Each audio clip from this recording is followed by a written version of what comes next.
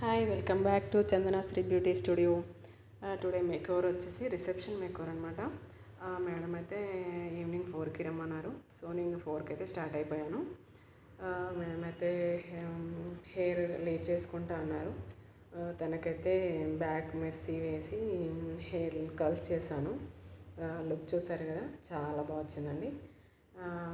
మేడంకి అయితే hair style చాలా బాగా నచ్చింది.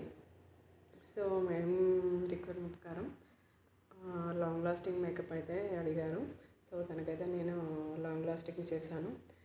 మేకప్ అయితే చాలా బాగా వచ్చింది.